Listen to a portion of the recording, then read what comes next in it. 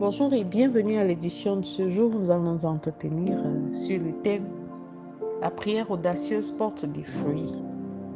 Et les passages que nous allons examiner sont tirés de l'évangile de Marc au chapitre 5, versets 27 à 29.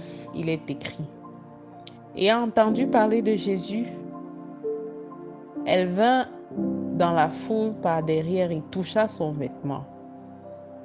Car elle disait: Si je puis toucher ses vêtements, je serai guérie. Au même instant, la perte de sang s'arrêta et elle sentit dans son corps qu'elle était guérie de son mal. Amen. Nous voyons là le cas d'une guérison miraculeuse de la femme qui était atteinte d'une perte de sang pendant 12 ans. Elle a pu subir déjà le rejet de la société parce qu'à cette époque, lorsqu'une femme saignait, elle était mise à l'écart. Le rejet même des membres de sa propre famille, parce que ce genre de pathologie qui dure finit par vous donner une image de possession ou d'influence mystique. Donc, elle a pu braver tous ces obstacles en se disant: je m'en vais vers celui-là qui peut faire pour moi l'impossible. Je m'en vais vers celui-là qui peut faire au-delà de ce que je peux croire, au-delà de ce que mon entendement peut recevoir. Et pour ça, elle s'est chargée de foi. Elle s'est chargée d'audace. Parce qu'il fallait avoir de l'audace pour pouvoir braver tous ces hommes, pour pouvoir se mêler à cette foule, malgré tout ce qu'on lui reconnaissait comme mot, malgré le rejet de la société.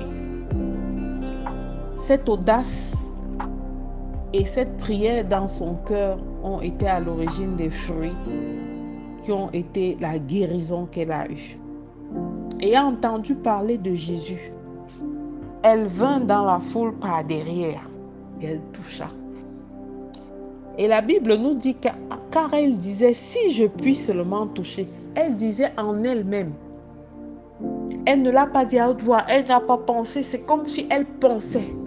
Alors, bien-aimé, il faut avoir de l'audace dans ce que tu demandes, dans tes requêtes. Il faut avoir de l'audace. Ce n'est pas une prière que ta bouche dit, mais que ton cœur a déjà rejeté. Tu ne dois pas te mettre dans la prière devant ton Père à aligner les mots que tu sais inutiles, à développer des paroles ou à faire des récits que tu as entendus d'autres faire. La prière, c'est ton échange, c'est la communication, c'est la collaboration avec ton Dieu. Il sait mieux que toi ce dont tu as besoin. Comme il a dit dans Jérémie: je sais des projets que j'ai faits pour toi, des projets de paix et non ceux de malheur. Alors, lorsque nous attendons à Dieu, il faut pouvoir se lever dans la prière de manière audacieuse, en croyant fermement, parce qu'elle a cru. Lorsque la Bible dit que quand elle disait en elle, elle a pensé en elle et elle a cru et elle a vu la chose se réaliser grâce à l'audace qui a accompagné sa prière. Elle s'est préparée. La prière, c'est la préparation. Cette audace passe par une préparation préliminaire dans ce que nous allons faire comme requête.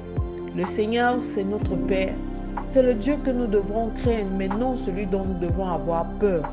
Alors nous devons nous préparer chaque fois que nous venons nous approcher du trône de gloire. Elle a eu la foi en second. Parce que sans la foi, il est impossible de plaire à Dieu. Et cette fois, elle a ferme assurance des choses qu'on espère.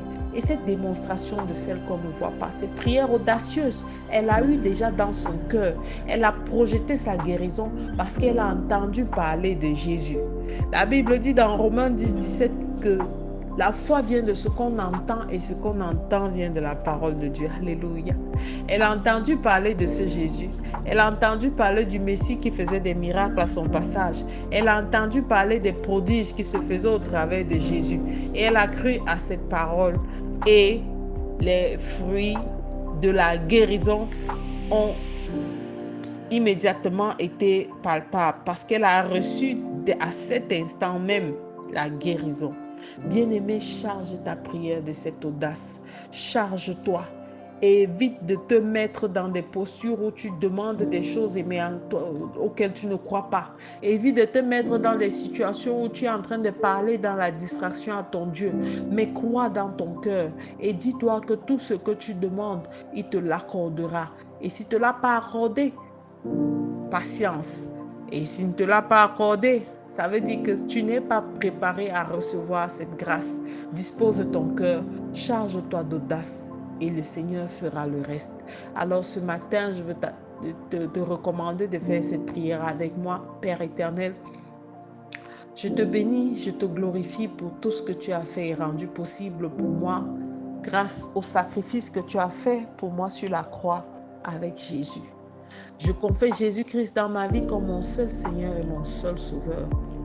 Et comme tu me l'as dit dans ta parole, lui qui est le seul chemin qui mène à toi, je prie, Père éternel, aujourd'hui, qu'il m'apprenne à charger ma prière de courage, d'hardiesse, d'audace, afin de pouvoir réellement goûter les fruits de ton royaume. Tu as fait de lui mon frère, tu as fait de moi héritier de ton trône de grâce. Alors je te rends grâce aujourd'hui. Béni soit ton saint nom. Au nom de Jésus-Christ, nous avons prié. Amen. Amen. Amen. Je suis la révérende Sonia Antoinette et je vous souhaite de passer une excellente semaine. Shalom.